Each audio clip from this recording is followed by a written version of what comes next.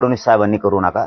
आणि कोण कोण असतील आणखीन काही की ज्यांना खूप मस्ती आहे सत्तेची, त्यांना सांगतो की आमच्या नावानं नंतर बोंबलू नका।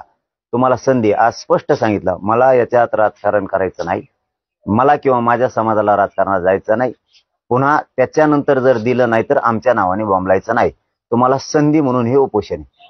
तुम्हाला वाटत असेल आम्ही राजकारण करू नये किंवा आमच्यामुळे कोणाला फायदा होऊ नये तर आमच्या मागण्या मान्य करा, नसता पुढं आमच्या नावाने बोंबलायचं नाही।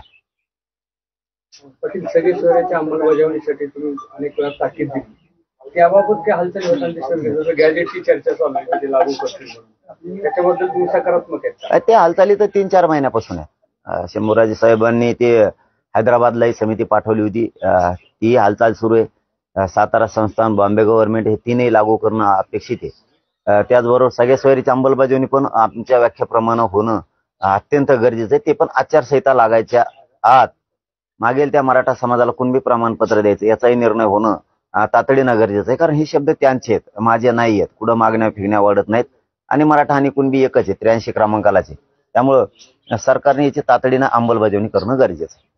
मागचे 2 उपोषण जर बघितले आपले, तर मागच्या 2 उपोषणाची सरकारनं दखल घेतली नव्हती, त्यामुळे स्वतःहून तुम्हाला हे उपोषण नाही, ते तुम्हाला वाटतंय फक्त, किंवा काही जणांना आणखीन वाटत असेल दखल घेतली नाही। ते दखल येत होते, आम्ही येऊ दिलेलं नाही। ते तुम्हाला काय एखाद्या वेळेस होतं तसं, पण शक्यतो तसं नाहीये।